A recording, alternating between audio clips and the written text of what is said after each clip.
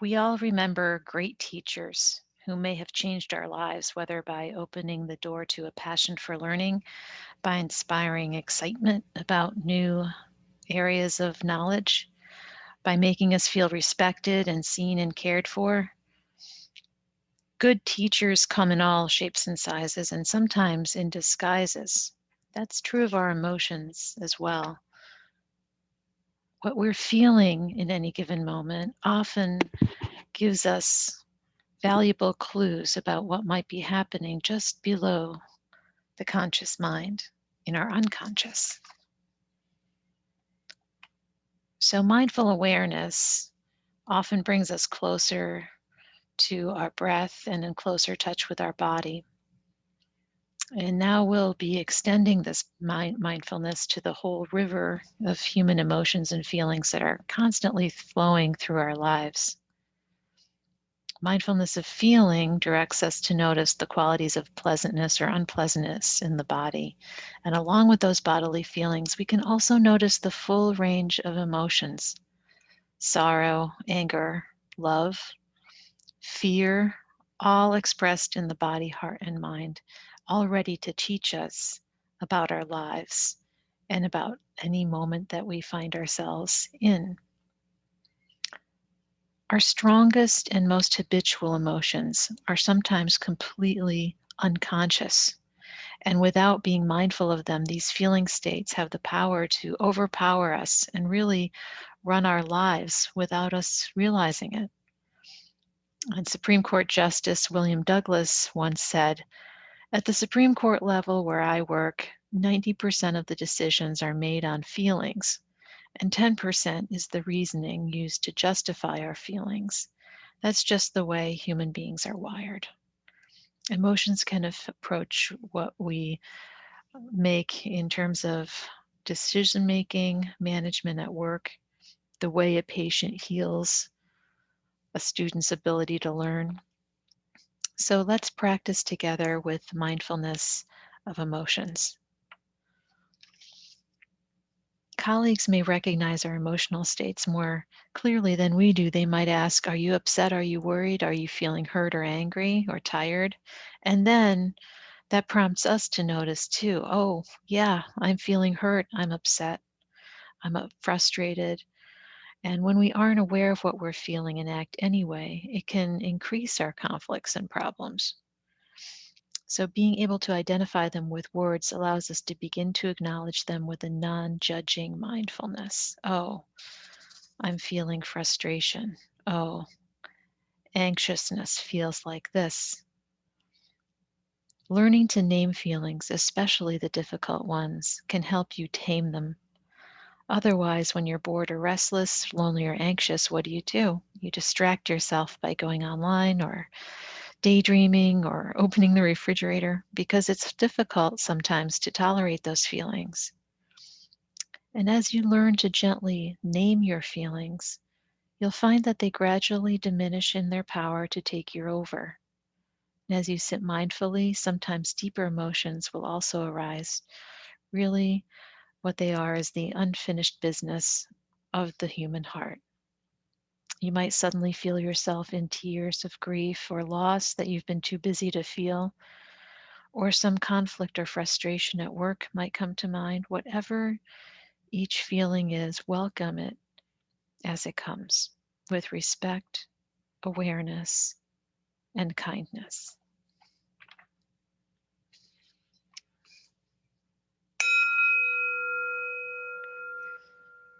So, just taking a moment to settle into a comfortable posture, whether seated or lying down, whatever works best for you. And taking one or two deep breaths to settle further.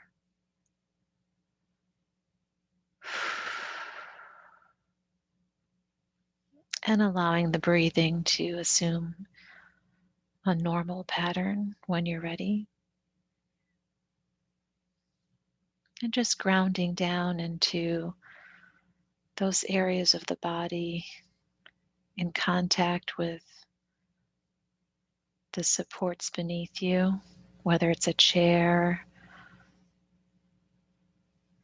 or the earth, just noticing those points of contact.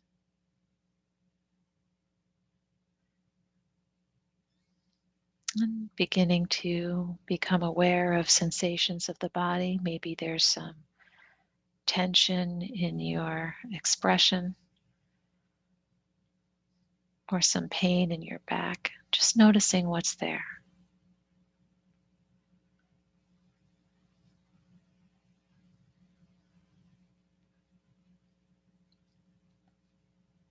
And then allowing these teachers to help you sense into the emotions and feelings that might be there.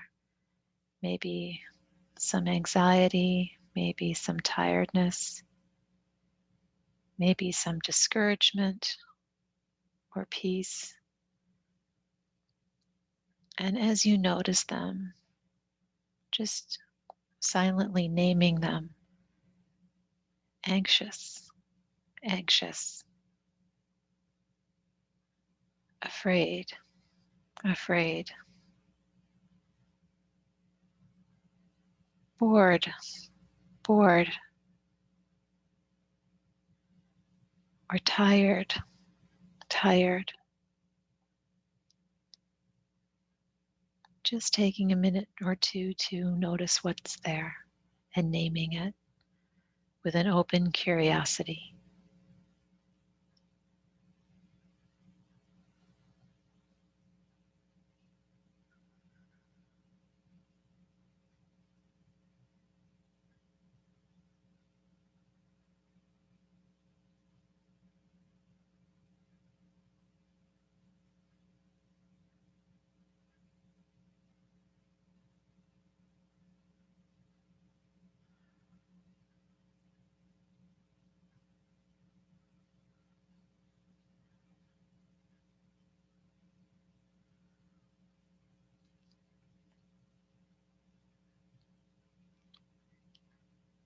And if you're sensing your mind wandering, simply noticing and gently returning your attention back to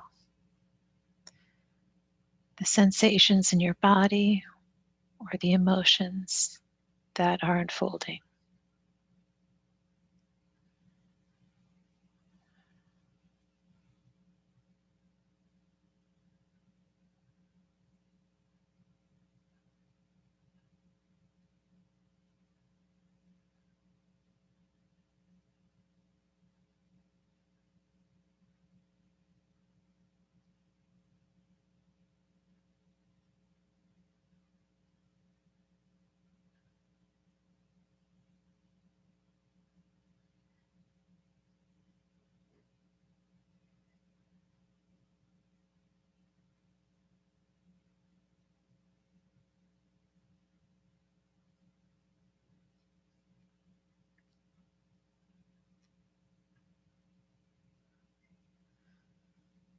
And taking another minute or so, and we'll be closing with a poem by Rumi.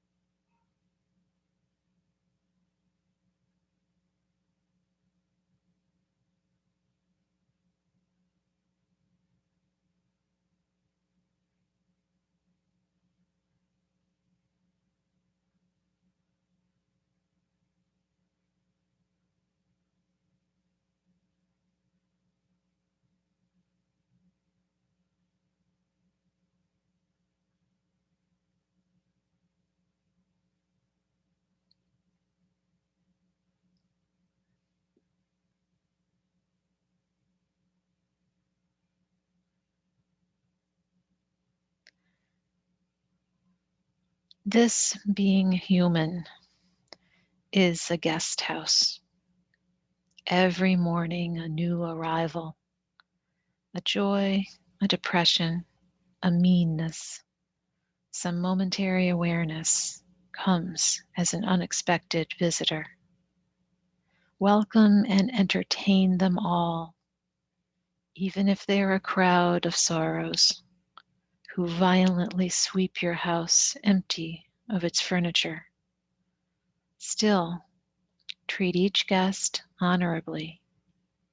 He may be clearing you out for some new delight.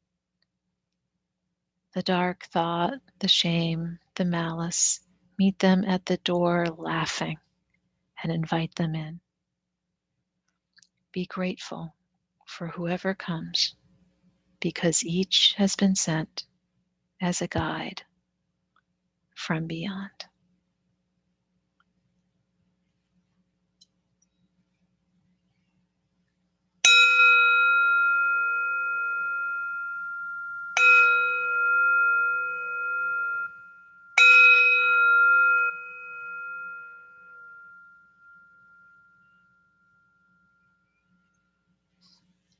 And whenever you're ready, opening your eyes and returning to the room.